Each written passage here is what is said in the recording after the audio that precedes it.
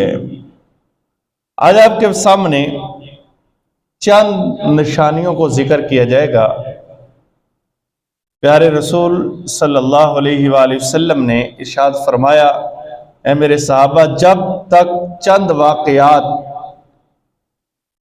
رونما نہیں ہوں گے تو قیامت نہیں آئے گی۔ صحیح بخاری کی حدیث ہے، اور سرکار نے قیامت کی نشانیوں میں سے جو نشانیاں بتائی ان سے پہلی جو چیز ہے وہ مال غنیمت کو دولت قرار دیا جائے گا۔ صحیح جامع ترمذی کی حدیث ہے، وقت ایسا آئے گا جب جنگ ہوتی ہے تو جو مال اور اسباب کافروں کا مسلمانوں کے ہاتھ میں آتا ہے، ان کا جو مال ہوتا ہے وہ مال غنیمت ہوتا ہے۔ اور سرکار نے فرمایا وقت ایک ایسا آئے گا، قیامت کی نشانیوں میں سے ایک نشانی یہ ہے کہ لوگ جنگ کریں گے تو صرف دولت حاصل کرنے کے لیے، مال کمانے کے لیے، اور یہ آج موجود ہے، اور ان کی کوئی نیکی نہیں ہے۔ آج جہاد کے نام پر فنڈنگ ہو رہی ہے، کشمیر کے نام پر بڑا فنڈ اکٹھا کیا جاتا ہے، اور صرف پیسہ کمانے کے لیے جہاد کا نام لیا جاتا ہے۔ یہ جہاد کرنے کے لیے نہیں نکلتے۔ تو یہ حالانکہ جہاد ہمیں کرنا چاہیے، پہلے اپنے آپ کے ساتھ، پھر دوسروں کے ساتھ، کافروں کے ساتھ جہاد کرنا چاہیے، لیکن جس ملک کے اندر فوج مسلمانوں کی ہو اور بڑا امن اور پرسکون ماحول ہو تو وہاں جنگ کی ضرورت نہیں پڑتی۔ اگر جنگ کرنی ہے تو سود کے خلاف کیوں نہیں کرتے؟ جو سرے عام سود چل رہا ہے، جو اللہ کے ساتھ جنگ کر رہے ہیں، ہم کیوں نہیں ان کے ساتھ جنگ کرتے؟ اور صرف بناوٹ ہے، پیسے اکٹھے کرو جہاد کے نام پہ۔ جنگ اگر کرنی ہے تو پھر ہم کیوں نہیں جنگ کرتے بے حیائی کے خلاف؟ کیوں نہیں ہم جنگ کرتے ایسے لوگوں کے خلاف جو معاشرے کے اندر بے حیائی کو پھیلا رہے ہیں؟ لیکن سرکار نے فرمایا لوگ جنگ کریں گے صرف دولت حاصل کرنے کے لیے، مال غنیمت، مال لوٹنے کے لیے۔ یہ صحابہ کے اندر یہ نہیں تھا۔ صحابہ کا طریقہ کار تھا، کیا تھا؟ حضرت علی رضی اللہ تعالیٰ عنہ پر ایک کافر سوار ہوا، حضرت علی ایک کافر پر سوار ہوئے تو اس نے حضرت علی پر تھوک دیا تو آپ نے اس کو چھوڑ دیا، وہ ایمان لے آیا۔ تو حضرت علی سے اس نے ایک دن پوچھا کہ آپ نے مجھے چھوڑا کیوں ہے؟ تو فرماتے ہیں کہ میں اللہ کی رضا کے لیے لڑتا ہوں۔ اس وقت جب تو نے مجھ پر تھوکا تھا اس وقت مجھے غصہ آ گیا، اور جب اپنی ذات کے لیے غصہ آئے، اپنی ذات کے لیے کوئی کام ہو تو وہ اللہ کی رضا کے لیے نہیں ہوتا۔ اللہ کی رضا کے لیے کام کرنے والے، اس کے اندر دنیا کا لالچ نہیں آئے گا۔ سرکار نے فرمایا لوگ جنگ کریں گے صرف دولت حاصل کرنے کے لیے۔ وہ ہم نے تیسری کلاس کے اندر ایک واقعہ پڑھا تھا کلوہاڑے والا۔ وہ ایک بندہ تھا کہ کسی نے اس کو بتایا کہ فلاں جگہ پہ نا ایک درخت کی پوجا ہو رہی ہے۔ وہ اللہ کی رضا کے لیے اس نے کلوہاڑا یعنی کہاڑا، اپنے پنجابی جی کہندے نے کہاڑا پھڑیا، وہ کلوہاڑا لے کر وہ جا رہا تھا تو شیطان آ گیا۔ اس نے کہا کدھر جا رہا ہے؟ اس نے کہا میں وہ فلاں جو جگہ پہ شرک ہو رہا ہے، میں وہ شرک کی جڑیں کاٹنے کے لیے جا رہا ہوں۔ اس نے کہا پہلے میرے ساتھ کشتی کر، اگر تو کشتی جیت گیا پھر کاٹ لینا۔ وہ بندے کے اندر ایمانی جذبہ تھا، اس نے شیطان کو نیچے رکھ لیا کشتی میں۔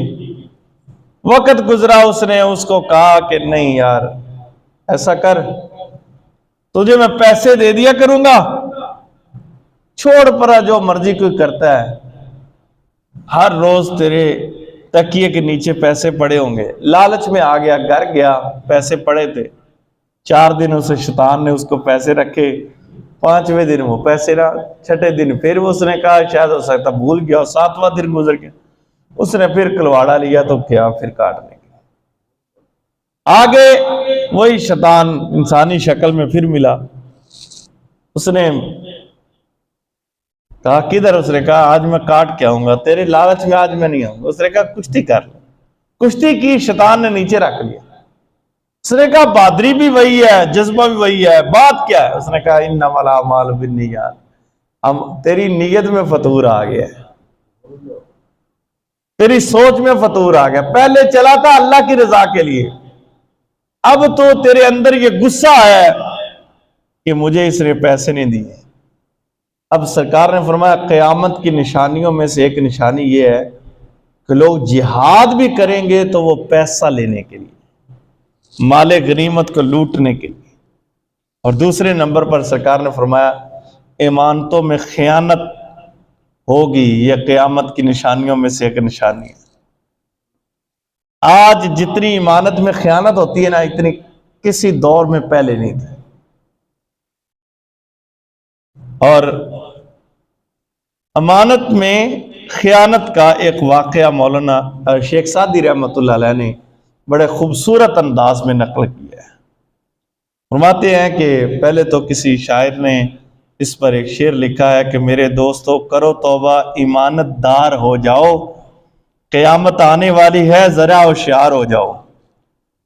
تو یہ شیخ سعدی رحمۃ اللہ علیہ، ایک تاجر نے اپنا لوہا 100 من کسی تاجر کو دیا کہ میں اتنے دنوں کے لیے فلاں جگہ پہ جا رہا ہوں، ایسا کرنا کہ میں آؤں گا پھر واپس آ کر لے لوں گا۔ وقت گزر گیا، واپس آیا، اس نے اپنا وہ لوہا مانگا، اس نے کہا چوہے بہت ہیں، چوہے کھا گئے ہیں لوہے کو۔ خیانت، فطور آ گیا نیت کے اندر۔ شیخ سعدی رحمۃ اللہ علیہ کہتے ہیں کہ اس نے ہوشیاری کرتے ہوئے جو جس کا 100 من لوہا تھا، اس نے اس کے بیٹے کو، چھوٹے بچے کو اٹھا لیا۔ وہ بڑا تلاش اس نے کیا، پتہ نہیں چلا کس کے پاس ہے، آخر اس کے بندے کے تاجر کے پاس پہنچا جو اپنا مانت رکھ کے گیا تھا، اور اس کے پاس آیا، اس نے کو کہا یار بچہ گم ہو گیا ہے۔ تو اس نے کہا میں نے دیکھا ہے ایک چیل جو ہے نا وہ تمہارے بچے کو اٹھا کر لے کر جا رہی تھی۔ اس نے کہا یہ کیسے ممکن ہے؟ کوا چیل ہل کی جنوں کے نیم، کیسے ہو سکتا ہے کہ وہ اٹھا کر بچے کو لے جائے؟ اس نے کہا جس ملک کے اندر چوہے لوہا کھانے لگ جائے نا تو وہاں کوے اور چیل جو ہے وہ بچے اٹھانے بھی شروع کر دیتے ہیں۔ یہ ایمانتوں میں خیانت، جب ایمانتوں میں خیانت شروع ہو جائے نا تو اس کے اندر سب سے پہلے نیک لوگ رگڑے جاتے ہیں۔ اور سرکار دو عالم صلی اللہ علیہ وآلہ وسلم نے سب سے پہلے جس چیز کو لوگوں کے سامنے رکھا نا، فرمایا تم مجھے بتاؤ تمہاری ایمانتوں میں کبھی خیانت کی ہے؟ لوگوں نے کہا نہیں۔ حالانکہ جب سرکار نے ہجرت کر کے جانی تھی، ہجرت کر کے جانی تھی، اور اس وقت بھی کافر سرکار کے پاس کافر رکھتے تھے ایمانتیں۔ سرکار نے حضرت علی کو فرمایا علی کل سب کو ایمانتیں لٹا کے آ جانا۔ اس کا مطلب کافروں کو بھی یقین تھا کہ نبی کریم صلی اللہ علیہ وآلہ وسلم کو دی ہوئی امانت جو ہے وہ ہماری ویسے ہی رہے گی۔ ہمارا سب سے جو آج ہم ضلالت کا سبب ہے نا وہ یہی چیز ہے۔ ہر بندہ اپنی امانت میں خیانت کر رہا ہے، ہر بندہ۔ بیٹے ہیں تو وہ باپ کے ساتھ کر رہے ہیں، باپ ہے تو وہ بیٹوں کے ساتھ کر رہا ہے۔ اب سوچیں گے کہ باپ بیٹوں کے ساتھ یہی ہم نے صرف سمجھا کہ کسی کے پاس کوئی چیز رکھے یہی امانت ہوتی ہے اور یہ اس میں خیانت ہو جاتی ہے، نہیں۔ ایمانتوں میں خیانت یہ بھی ہے کہ آپ اپنا کام نہ کریں، آپ اپنا جو بھرپور کام کرنا چاہیے تھا تمہیں وہ آپ نہ کریں۔ مثلا ایک دکاندار ہے، اس نے ایک بندہ رکھا ہے، تو وہ بندہ رکھا ہے کہ تو نے 24 گھنٹے یہ کام کرنا ہے۔ اب وہ چاہتا ہے کہ میں زور کے وقت جاؤں، وہاں نہا کے گھنٹہ کو سو کر پھر آؤں، مسجد کے اندر رام کر کے پھر آؤں۔ یہ ایمانت میں خیانت ہے، ہم اپنا بھرپور کام بھی نہیں کرتے، اس میں بھی خیانت کرتے ہیں۔ لہذا سرکار نے فرمایا ایمانتوں میں خیانتیں جب شروع ہو جائے تو سمجھ لو قیامت قریب ہے، یہ صحابہ کو سرکار نے فرمایا۔ اور پھر تیسرے نمبر پر سرکار دو عالم صلی اللہ علیہ وآلہ وسلم نے فرمایا زکوٰۃ کو توان ٹیکس سمجھا جائے گا۔ آج لوگ مولویوں پر تانا دیتے ہیں انہوں نے چنگا ٹیکس لایا ہے۔ یہ زکوٰۃ کو ٹیکس سمجھا جائے گا۔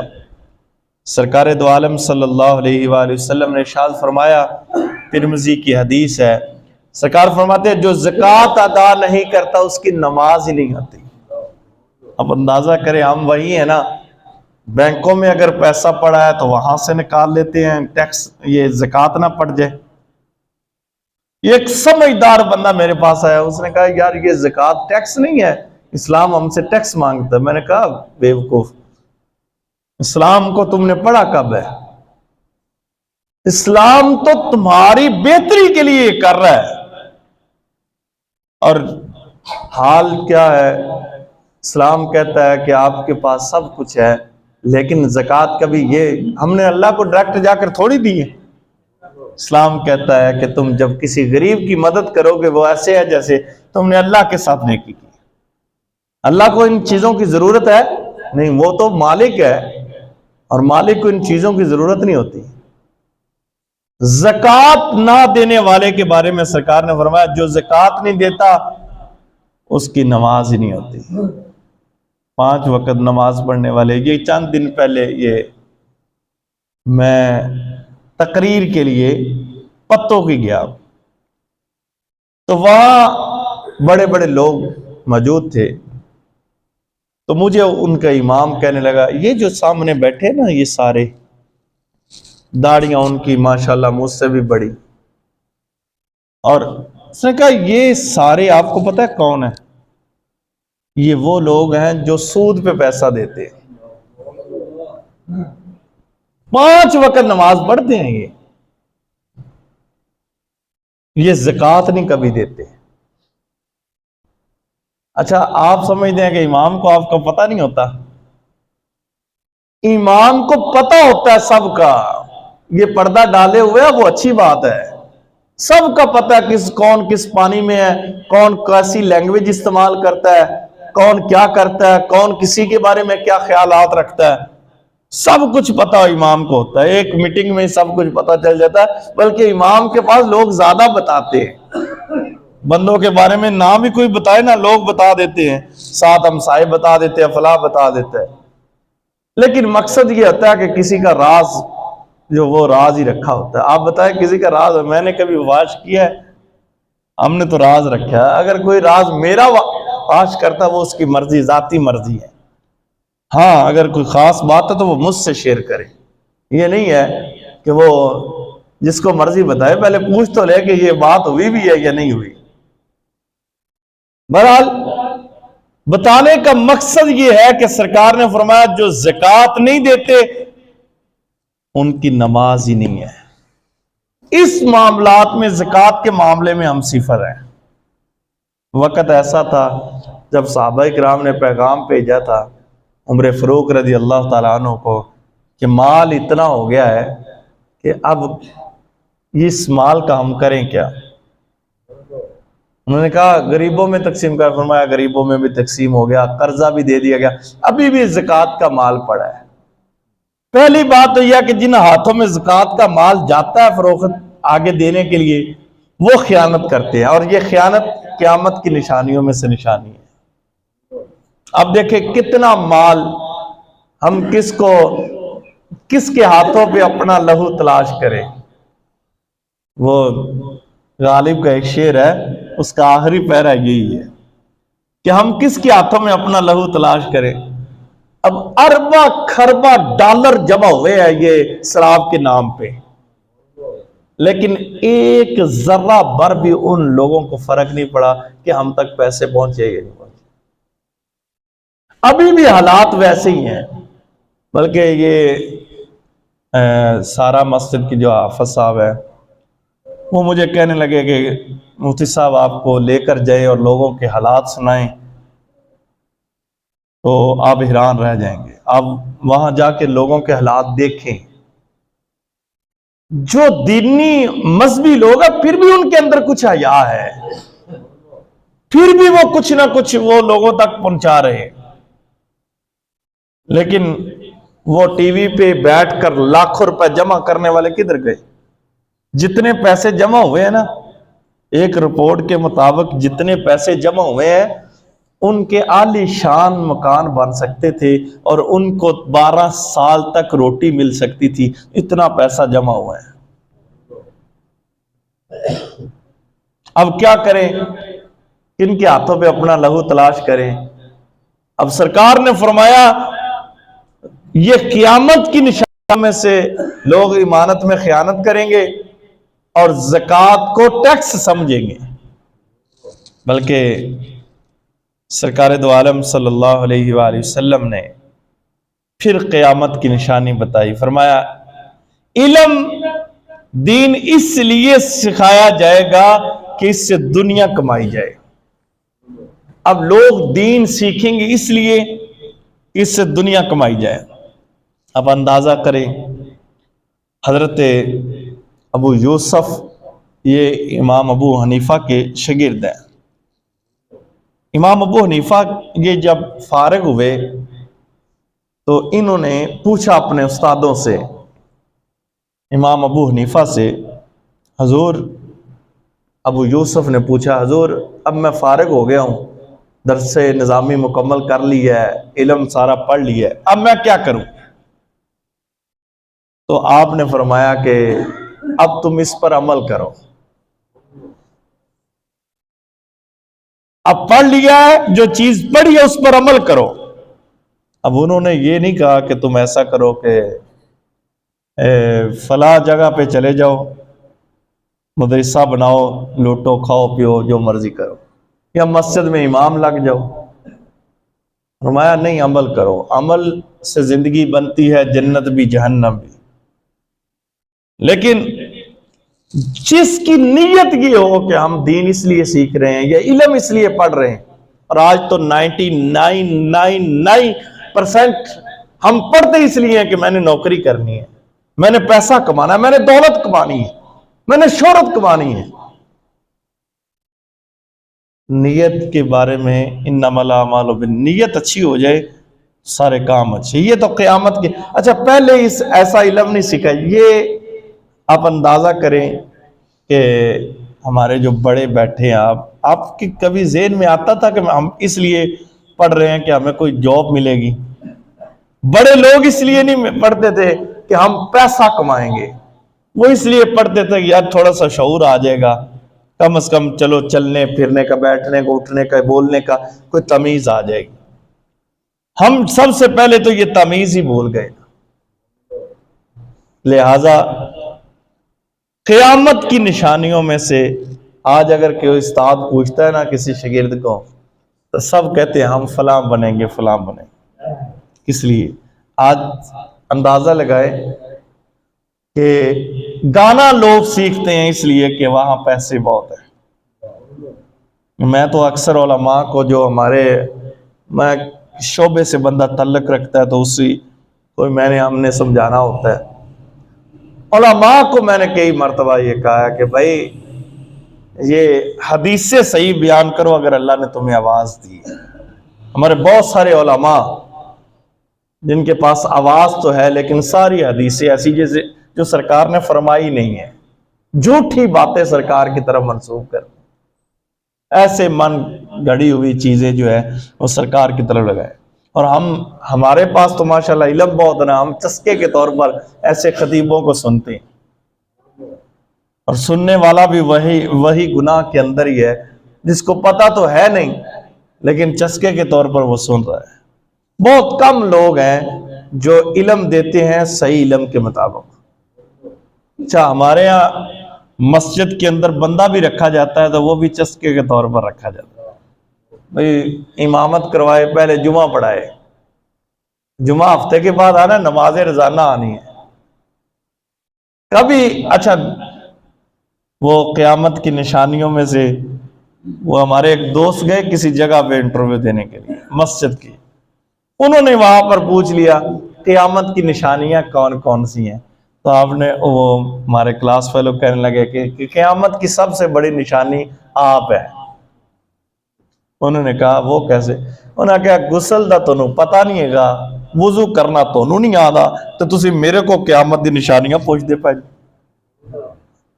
اب حال دیکھیں کہ جاہل جب عالم سے سوال کرے گا تو یہ بھی تو قیامت کی نشانی ہے۔ ایک عام بندہ جب سوال کرے گا تو یہ بھی تو ایک جاہلانہ سوال ہے۔ ہماری ماشاءاللہ مسجد کی انتظامیہ تو وہ ہوتی ہے جن کو وضو کے فرضوں کا بھی کوئی نہیں پتا ہوتا، نہ غسل کا نہ کا، بس رکھے اس لیے مسجد جاتا ہے، چس آنی چاہیے، تقریر ہو، کانوں کا چسکا لے، بس ٹھیک ہے جی مولوی صاحب نے کیا بات ہے جی، نعت سنا دیا بڑا جی، کیا بات ہے جی۔ لیکن صحیح حدیث اگر آپ تک پہنچی ہے، اصل علم وہی ہے۔ سرکار دو عالم صلی اللہ علیہ وآلہ وسلم نے فرمایا کہ قیامت کی نشان، لوگ علم سیکھیں گے دنیا کمانے کے لیے، یہ صحیح بخاری کی حدیث ہے، دنیا کمانے کے لیے نیت اچھی کر لے۔ اب میں نے کئی مرتبہ آپ کو کہا ہے کہ ہم گھر کے اندر وہ گزاشت فین کے لیے ایک مورا رکھتے ہیں، اگر وہی ہوا کے لیے رکھتے ہیں نا کہ یہاں سے ہوا انٹری ہو، ہوا کی آئے جائے، وہ اس لیے رکھ لیں کہ یہاں اذان کی آواز سنائی دے گی، ہوا تو پھر بھی آنی ہے۔ اب دیکھیں نیت اگر اچھی ہو گئی ہے، آپ پڑھیں، علم سیکھیں، ضرور پڑھیں، کوشش کریں، لیکن دنیا تو آپ کے پاس جو اللہ تعالیٰ نے لکھی ہے وہ آئی جانی ہے، جو آپ کے مقدر میں ہے نا، کوشش آپ کی ہے، یہ نہیں ہے کہ آپ گھر میں بیٹھے رہے، کوشش آپ جاری رکھیں، کوشش کریں آپ، یہ آپ کی ذمہ داری ہے کہ آپ اس کوشش کو بھرپور کریں۔ لیکن کل یہ نہ ہو کہ آپ کہیں کہ ہمیں تو لقمہ بھی ہمارے منہ میں کوئی آ کر ڈالے، کوشش آپ کی ہے۔ باقی مالک نے نیت اچھی کر لے، مالک نے رزق دینا ہے، وہ جہاں سے مرضی دے دے۔ آپ نے کبھی غور کیا ہے کہ آپ کو رزق کیسے دیا جاتا ہے؟ اگر ہمارے اعمال کی وجہ سے رزق دیا جائے تو ہم تو آدھی روٹی کے بھی اہل نہیں ہیں، میں حقیقت بتا رہا ہوں۔ اگر ہمارے عملوں کی وجہ سے ہمیں رزق دیا جائے نا تو ہم آدھی روٹی کے بھی اہل نہیں ہیں، اور ہم صبح بھی دو کھاتے ہیں، شام کو بھی دو کھاتے ہیں، کبھی کبھی دوپہر میں بھی ڈنڈی مار لیں گے۔ اب یہ عمل جو ہے وہ ضروری ہے۔ اور پھر سرکار دو عالم صلی اللہ علیہ وآلہ وسلم نے 5ویں قیامت کی نشانی بتائی، جب مرد عورت کی اطاعت کریں گے، پیروی کریں گے، اور یہ صحیح بخاری کی حدیث ہے۔ یہ تو آپ کو میں نہیں بتا سکتا کہ یہ حال تو ہر گھر کا ہے، یہ تو آج کل 1% ہوگا جہاں پر مردوں کی حکمرانی ہے، ورنہ ہر گھر کا ہی حال یہی ہے۔ یہ وہ ہمارے ایک دوست کل پرسوں وہ ادھر ہم شادی پر جمع ہوئے تو وہ کہتے میں نے مسجد چھوڑ دی، میں کیوں؟ انا کہڑے کرو لاڑ کے آ، میں نے تو غصہ میرے تے آ کے کاٹ دینے۔ میں نے کہا آپ کی بات بھی ٹھیک ہے۔ اور یہ قیامت کی نشانیوں میں سے ایک نشانی سرکار دو عالم صلی اللہ علیہ وآلہ وسلم نے فرمایا عورتوں کی مردوں پر حکمرانی ہوگی۔ اور فی زمانہ حال اکثر لوگ جو بیویاں کہتی ہیں وہی کرتے ہیں، حالانکہ دماغی طور پر اللہ نے شہرت اور اللہ نے زیادہ دماغ مرد کو دی ہے۔ آپ دیکھیں طلاق کا حق کس کو ہے؟ عورت کو ہے یا مرد کو ہے؟ مرد کو ہے۔ اس کا مطلب ہے مرد کا دماغ عورت سے زیادہ ہے۔ اللہ نے اس کے اندر جو میموری رکھی ہے وہ صبر والی زیادہ رکھی ہے۔ بہت سارے فیصلے حکمران مردوں کو آپ دیکھیں، پورے نبیوں میں کوئی عورت نبی بنی ہے؟ اس کا مطلب ہے حاکم مرد ہی اچھا لگتا ہے۔ اس کو قرآن بھی ذکر کرتا ہے، تمہارے حکمران ہم نے مردوں کو بنایا ہے اور اس میں زیادہ بھلائی ہے۔ اور سرکار نے فرمایا قیامت کی نشانیوں میں سے یہ نشانی ہے کہ لوگ مرد بیویوں کی اطاعت کریں گے۔ اور آگے فرمایا چھٹی نشانی سرکار نے فرمایا جب بیٹا ماں کی نافرمانی کرے گا۔ یہ قیامت سمجھ لو، جب یہ حال ہو جائے تو قیامت قریب ہے، جب بیٹے ماں کی نافرمانی کریں۔ اور یہ ہمیں تو تحفہ سمجھنا چاہیے ماں باپ جن کے موجود ہیں، تو لیکن جو نہیں سمجھتے آج کل، یہ تو ابھی تک 80% نافرمان اولاد ہوئی ہے، 20% ابھی بھی ہے، 20% رہ گئے۔ اللہ کرے وہ اس جگہ پہ ٹکے رہے کہ ماں باپ پہلے ہے، مشروبات جو کھانے پینے کی چیزیں اشیاء پہلے ماں کا حق ہے، اس کے بعد پھر بیوی کا بچوں کا حق ہے۔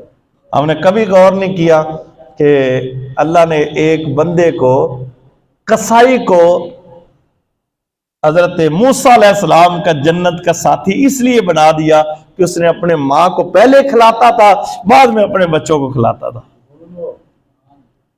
ہم کبھی ان واقعات پر غور نہیں کرتے۔ اور پھر سرکار دو عالم صلی اللہ علیہ وآلہ وسلم نے فرمایا جب ایک آدمی، اب یہ 7ویں نشانی ہے قیامت کی، ایک آدمی دوست کو اپنا جانشین بنائے گا، باپ کو دور کرے گا، یہ قیامت کی نشانی ہے۔ اور یہ بھی حال آج کل ہے، دوستوں کی خاطر باپ کو حقیر سمجھے گا۔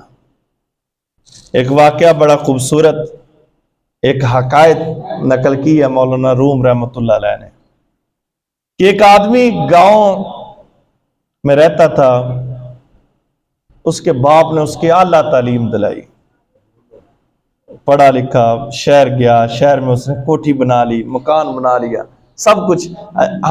ہمارا حال بھی یہی ہے، ہم گاؤں سے اٹھ کر زیادہ آئے۔ ایک مرتبہ کافی وہ کبھی کبھی جاتا، باپ کی خدمت کر رہا تھا، کافی دن گزر گئے، اس کا بیٹا گاؤں نہ آیا، اس نے خیال کیا چل میں ہی جاتا ہوں۔ اللہ نے اس کو جو عزت سے نوازا، وہ وقت کا قاضی بنا دیا اس بندے کو۔ اور اس وقت جو وقت کا قاضی ہوتا تھا اس کی بڑی پرسنالٹی ہوتی، جیسے آج کل اسسٹنٹ کمشنر کی ایک شہر کے اندر ہے۔ وہ گیا، اس نے دیکھا کہ کچھ ساتھی بیٹھے ہیں، باہر گیا، اس نے کہا بابا آیا ہے، کہا اس کو اندر بٹھا۔ لوگوں نے اس کو پوچھا کہ کون ہے جو بیٹا بیٹا کہتا ہے، میں نے اپنے بیٹے کو ملنا ہے، میں نے اپنے بیٹے کو، کافی ساتھی بیٹھے تھے۔ اس نے کہا ہمارے گاؤں کا ایک چپڑاسی ہے، وہ ہے یہاں پہ، وہ بس میں چھوٹا سا تھا تو وہ مجھے بیٹا بیٹا کہتا تھا، اس لیے آج میں بھی اس کو، نوکر ہے ہمارا وہاں کا گاؤں کا۔ اس نے بستر اٹھایا، باہر آ گیا، لوگوں نے بڑا روکا، اس نے کہا نہیں، آج واقعی میں اس کی ماں کا جو ہے وہ چپڑاسی تھا، اس کا بھی میں واقعی خادم ہی رہا ہوں اس کا۔ ہمارے معاشرے کے اندر یہ جو حکایات ہے، سرکار نے فرمایا قیامت کی نشانی یہ ہے کہ بندہ دوستوں کو جانشین کرے گا۔ اب دیکھیں جہاں دوست بیٹھے تھے، باپ کو کہا جاتا ابا جی باہر بیٹھو، خصوصی گل ہو رہی۔ اب ہم سمجھتے ہیں کہ باپ کو اس کا علم ہی نہیں ہے، حالانکہ کچھیاں آپ کی انہوں نے دھوئی ہوتی ہیں۔ آپ کو اس مقام پہ جنہوں نے پہنچایا، اس کے نظریات اس وقت یہ تھے کہ میرا باپ یہ بنے، میرا بیٹا یہ بنے۔ آپ کی باپ کے نظریات پر آپ یہ سب کچھ بنے۔ اب مجھے اندازہ لگائے نا کہ جس کی سوچ یہاں پر رک جائے کہ میرا بیٹا جیسے میں بکریاں چراتا ہوں یہ بھی چرائے، ٹھیک ہے، چرائے گا، ساری زندگی پیچھے رہے گا، مال سب کچھ۔ جس باپ نے یہ سوچا کہ میرا بیٹا اس پوسٹ پہ ہونا چاہیے، اس جگہ پہ، اس مقام پر ہونا چاہیے، اب وہی آپ کا چپڑاسی بن گیا، آپ کے گھر میں آتا ہے تو آپ کہتے ہیں میرے پاس ٹائم ہی نہیں ہے۔ بڑا سرکار نے فرمایا یہ قیامت کی نشانیوں میں سے بندے دوستوں کو ترجیح دیں گے اپنے باپ سے زیادہ، اور یہ واقعی ایسا ہے، خاندان سے زیادہ ہم دوستوں کو ترجیح دیتے ہیں، ماں باپ سے زیادہ ہم دوستوں کو ترجیح دیتے ہیں۔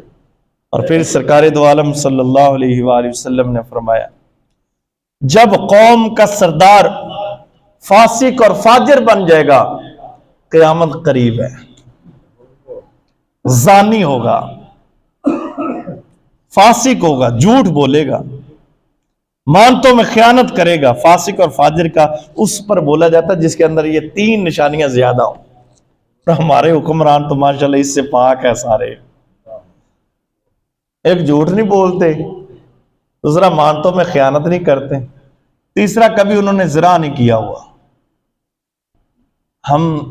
ہم سمجھدار ہیں سارے، ہم ووٹ ان کو دیتے ہیں، اور آپ کو اتنا علم ہونا چاہیے ووٹ ایک عہد ہے، بیعت ہے، ووٹ دینا بیعت کرنا کہ ہم اس بندے کو اس کا اہل سمجھ رہے ہیں، یہ نہ جھوٹ ہے، نہ فاسق ہے، نہ فاجر ہے، نہ زانی ہے، پھر ٹھپا دے۔ امام حسین کو کیا ضرورت تھی کہ ادھر حج پڑھی جا رہی ہے، وہ چلے گئے کوفہ میں، سکون سے حج پڑھتے، سکون سے مسلح ڈھا کے بیٹھ جاتے، اللہ اللہ کرتے۔ حسین تو تھے نا، انہوں نے کون سی عزت میں کمی آنی تھی؟ جنت کے سردار تو پہلے سرکار نے فرما دیے تھے، جان دینے کی کیا پرواہ تھی؟ وہ بیعت کر لیتے یزید کے ہاتھ پہ تو کیا ہونا تھا؟ لیکن یہ بتایا آنے والی نسلوں کو کہ جب حکمران فاسق اور فاجر ہو جائے تو تم مر جانا، لیکن اس کے ہاتھ پہ بیعت نہ کرنا۔ عزیزہ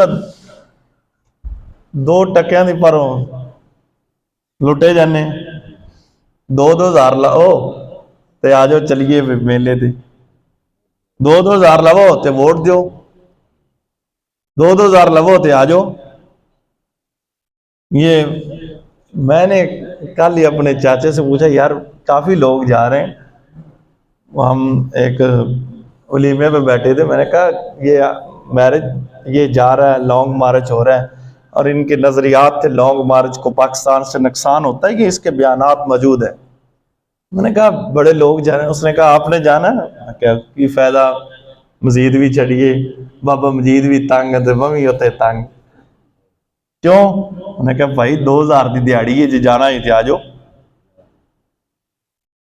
اچھا جذبہ تو ہمارا ہے، یہ قوم کا حال ہے نا، 2,000 دی دیہڑی میں ویلے مار دے میں، چلو 2,000 دی دیہڑی صحیح۔ یہ مقصد یہ نہیں ہے کہ ہم نے کسی کی مخالفت کرنی ہے، مقصد یہ ہے کہ سرکار نے فرمایا جب یہ دیکھو کہ قوم کا سردار فاسق اور فاجر ہے، پھر نیکیاں اپنی بڑھا لو، قیامت آنے والی ہے، پھر اپنے آپ کو ٹھیک کرو، اپنے اعمال زیادہ کر لو، کوئی پتہ نہیں موت کب آ جائے، قیامت کب آ جائے۔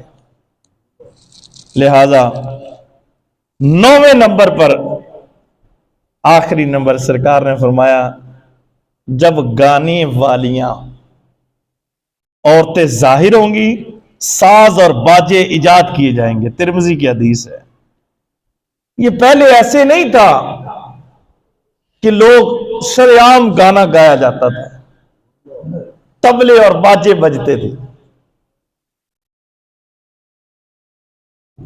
ایک جگہ پہ میں گیا محفل پہ، تو انہی کے وہ ہمارے یہاں گاؤں کے اندر وہ سائیکل والے آتے ہیں، سائیکل لگاتے ہیں، وہ گانے پھر ڈرامہ بازی کرتے ہیں۔ تو محفل پہ گیا تو محفل پہ چند بندے تو وہاں پر، انہوں نے کہا ماشاءاللہ وہاں 2-3 ہزار بندے ہیں اور یہاں 100 بندہ ہے، اور یہ بھی قیامت ہے۔ اچھا وہی بندے جو وہاں پر تھے ساری رات ڈرامہ میں کیا، صبح آ کے ساڑھے ورگا شریف ہے گا ہی کوئی نہیں۔ اللہ کی طرف محبت ہمارے اندر کم، شیطان کی محبت زیادہ ہو، اور لوگ اس کی طرف زیادہ جائیں گے، ساز کی طرف، سوز کی طرف، گانے بجانے کی طرف۔ ہمارا تو سفر بھی اس وقت تک پورا نہیں ہوتا جب تک ہم گانا نہ بجائیں، گانا نہ چلائیں۔